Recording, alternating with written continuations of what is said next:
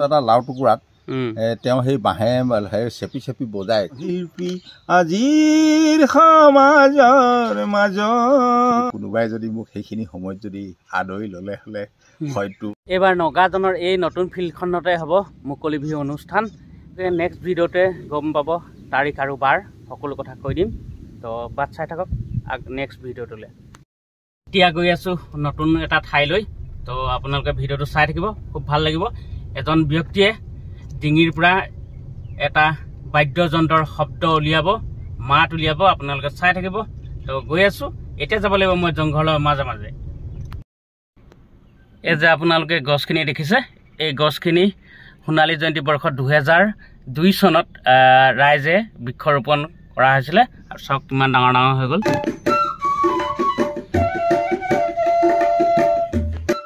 এবাৰ চাওক না ৰাস্তাত কিমান ধুনীয়া লাগিছে।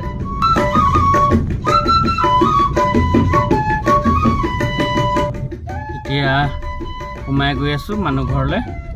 সোমাই আহিলোঁ এতিয়া এয়া পথাৰ, আৰু এয়া হ'ল ক্ষুত গগৈ ককাইদেউ। নিশ্চয় এদিন আপোনালোকে দেখিছিলে, ভাদৈ থিয়েটাৰত আছিলে তেখেত। ভাদৈ থিয়েটাৰ লজেন মৰ্টন বুলি আগতে খুব কৈছিলে। কোনোবা বয়সস্থ ব্যক্তিয়ে চাইছে নিশ্চয় তেখেতক চিনি পাইছে, খুব কৌতুক কৰিছিলে। কেনেকুৱা আপোনাৰ? ভালে আছোঁ। এই আৰু ভগৱন্তে জীয়াই ৰাখিছে। হয় বাৰু, ভাদৈ থিয়েটাৰত মই কৰিছিলোঁ কিছুদিন।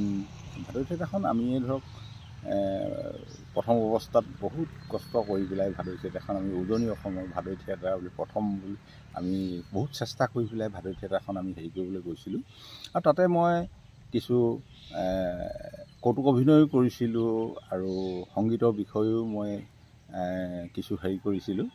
সেইখিনি কথা আমি পাছে পৰে আমি পাতিম, নহয় জানো? এতিয়া আমি কথা পাতি পাতি গৈ থাকিম। হয়। আগতে আপোনাক বোলে ভাদৈ থিয়েটাৰত কি বুলি মাতিছিলে? ভাদৈ থিয়েটাৰত মোক লজেন বুলিও মাতে বাৰু। কাৰণ কেলে আমি সেই কৌতুক অভিনয় কৰিছিলোঁ যে, আৰু মই যে সাংস্কৃতিক জগতৰ এজন এই হেৰি মানুহ, আৰু সংগীত জগতৰো এজন মানুহ আছিলোঁ। সংগীতৰ ভিতৰৰ সংগীতৰ বিষয়েও মই কিছুমান তাত তত্ত্বাৱধান লৈছিলোঁ মই তাতে, আৰু অভিনয় কৰিছিলোঁ। আমি এতিয়া ভিতৰলৈ গৈ থাকোঁ। আচ্ছা, ভিতৰতে কথা পাতিম কিন্তু। ঠিক আছে। আপুনি যে বাদ্যযন্ত্ৰৰ শব্দ উলিয়াব পাৰে, এইটো আমি প্ৰায় একতাৰা বুলি কওঁ। এডাল তাৰেদি বজোৱা হয়। ইয়াক এডাল তাৰেদি বজোৱা হয়। ইয়াত 3টা হেৰি আছে দেই, উদা মুদা তাৰা, 3টা হেৰি আছে।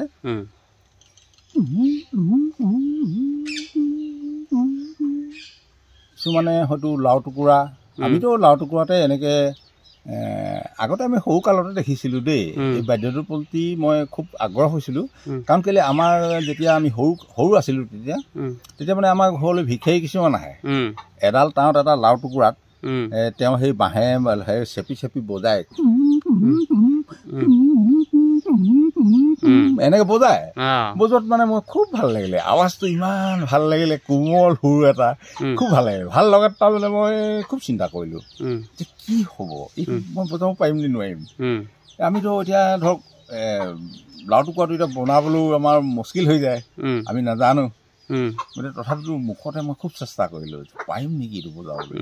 ঠিক তেনেকুৱা চেষ্টা কৰোঁতে এদিন হয়তো মই একদম নিজকে ভাল লাগিলে। এদিন মানে লোকগীত এজন মানুহে গাই আছে, লোকগীত গাইছে, গোৱালপৰীয়া লোকগীত। বালু তিলি তিলি ঘুংগি কান্দে, বালুতে পহৰীয়া,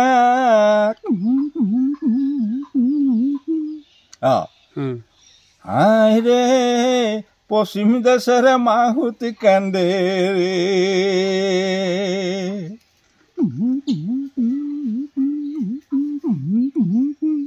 মই বজালো তেনেকে। সেই তেনেকে বজাওঁতে তেতিয়া মোৰ খুব ভাল লাগে, এতিয়া হৈছে নেকি মোৰ বজোৱা। আৰু তেতিয়া মোৰ মানে ওচৰ পাজৰ মানুহবিলাকে ক'লে যে এই বাদ্যটো ক'ত বাজিছে, এইটো বাদ্যটো ক'তো বজোৱা দেখা নাই আমি, মোক কোনে বজাইছে এই বাদ্য। সেই তেনেকুৱা ধৰণে অনুসন্ধান হ'ল। হোৱাত মানে তেতিয়া মোৰ খুব ভাল লাগিলে, পাৰিছোঁ তেতিয়াহ'লে। সেইটো এটা মোৰ বিশ্বাস হ'ল, মোৰ বিশ্বাস হ'ল যে মই পাৰিছোঁ বজাবলৈ। মই তেনেকৈ এইবিলাকৰ সেই তেনেকেই শিকা দেই। আৰু আপুনি শব্দটো যে উলিয়াই বাদ্যযন্ত্ৰৰ মাতটো উলিয়াই হয় কোনডোখৰৰ পৰা উলিয়াই? মই ইয়াৰ পৰা উলিয়াওঁ। এই বস্তুটো এইটো উঠা নমা কৰিব লাগে, এইটো হাৱাটো এইটো বন্ধ কৰি পেলাই এইটো কৰোঁতে এইটো বস্তুটো এনেকৈ উজাৰ মাৰি নাকেদি মানে বস্তুটো হেৰি হাৱাটো আপোনাৰ কষ্ট নহয়? কষ্ট হয় বাৰু, কষ্ট হয়, কষ্ট নোহোৱা নহয়, কষ্ট হয় কিন্তু ইমানো কষ্ট নহয়।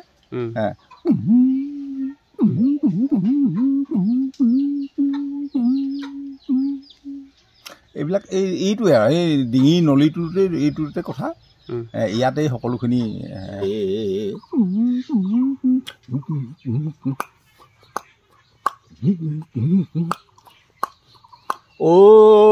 অৰুণ চৰণ তলে বিকাইলো দেহা,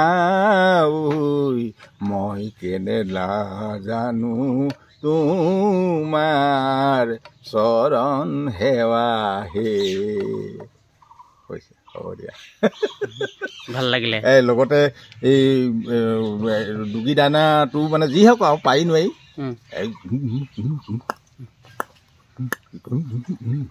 বজালো, সেইটো বজালো। তাতে আকৌ এতিয়া মাজতে অকণমান এনেই আৱাজ এটা দিলোঁ। 3টা বস্তু একেটা মানুহে কভাৰ কৰিবলৈ দিগদাৰী হয়তো। সেইবিলাকে আৰু এতিয়া আৰু পৰা সহায় নাপালোঁ।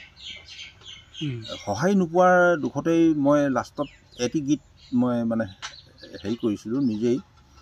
মই এটি সৰু তৰা নীল আকাশৰ বুকুত,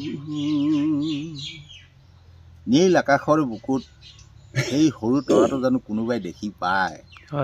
গতিকে ময়ো সেই তেনেকুৱাই এজন নগণ্য শিল্পী, মোক কোনেও দেখি নাপালে।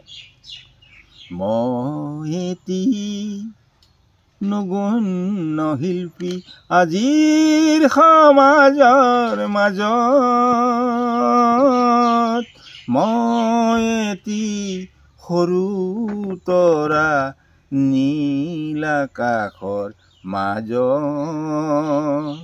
মই এটি নগণ্য শিল্পী আজিৰ সমাজৰ মাজত।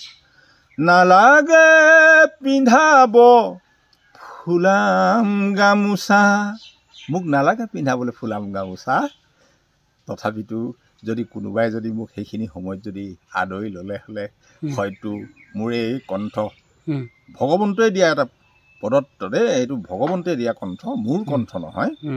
এই কণ্ঠ হয়তো আজি সমাজে হয়তো কিছু শুনিবলৈ পালে হ'লে। সেইটো কাৰণেই মই কওঁ, নালাগে পিন্ধাব ফুলাম গামোচা, নালাগে যাচিব মোক শলাগৰ শৰাই। মোৰ আজিও বেয়া লাগে দেই, দুখ লাগে কেতিয়াবা কিছুমান কথা। তথাপিতো মই মোৰ গীতৰ সুৰেৰে গীতৰ কথাৰে কৈ যাওঁ, কিন্তু মানুহৰেই কথা। এইটো আপুনি নিজে লিখিছিলে? মই নিজেই, হয়, মই নিজেই লিখা। যদি কোনোবা নতুন প্ৰজন্মৰ শিল্পী আপোনাৰ গীতটো যদি বিচাৰে মই দিম, হয় মই দিম, যদি বিচাৰে মই দিম, কিয় নিদিম? গতিকে আমি বৃদ্ধ হ'লোঁ, এতিয়া বয়স হ'ল আমাৰ, আমি কেইটা দিন আৰু জীয়াই থাকিম। গতিকে নতুন প্ৰজন্মক যদি আমি এইবিলাক বস্তু আমি দি যাব পাৰোঁ, ভাল কথা হ'ব।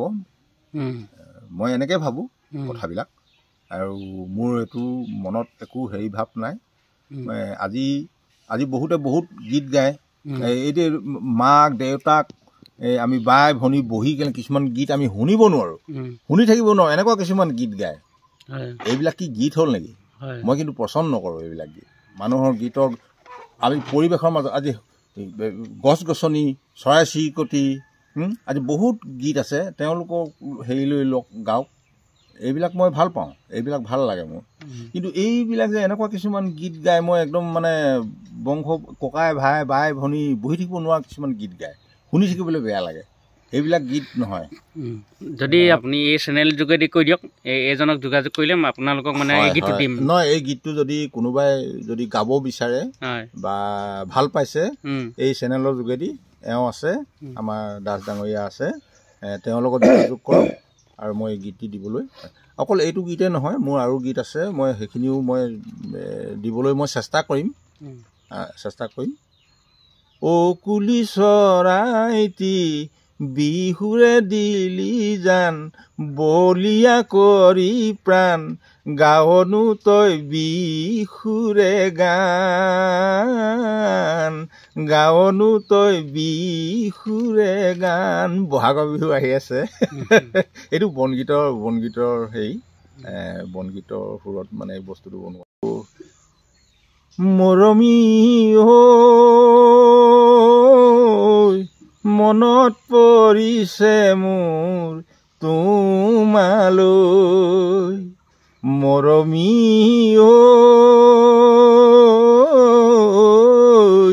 মনত পৰিছে মোৰ অতীতলৈ।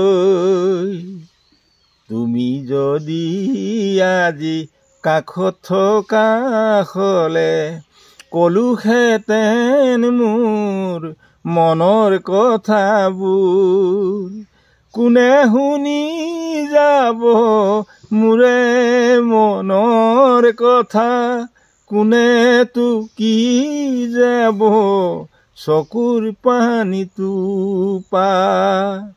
মৰমী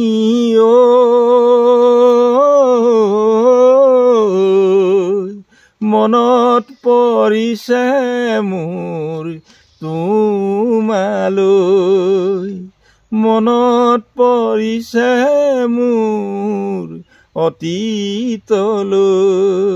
এই গীতটো আপুনি নিজে লিখা গীত হয় এইবিলাক। আছে কিছু গীত আপোনাৰ? হয় বাৰু, আছিলে, এতিয়া সেইবাৰ চব হেৰাই গৈছে এতিয়া। কাৰণ কেলে এটা চৰ্চা লাগে এইবিলাকৰ কাৰণে, এইবিলাক কৰি থাকিবলৈ হ'লে চৰ্চা লাগে। মই বহুত দিনৰ আগতে মই এইবিলাক চৰ্চা কৰিবলৈ এৰি দিলোঁ।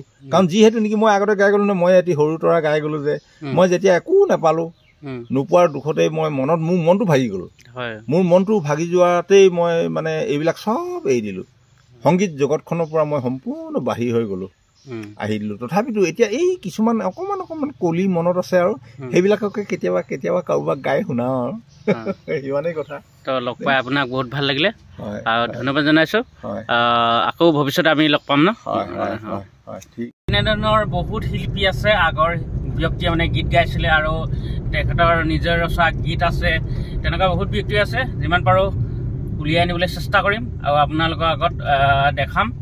আপোনালোকে প্লিজ চেনেলটো ছাবস্ক্ৰাইব কৰা নাই যদি ছাবস্ক্ৰাইব কৰি ল'ব, আৰু অনাগত দিনত ভাল ভাল ভিডিঅ' আৰু লৈ আনিম। তো ভিডিঅ'টো আপোনালোকে চাব আৰু লাইক কমেণ্ট শ্বেয়াৰ কৰিব।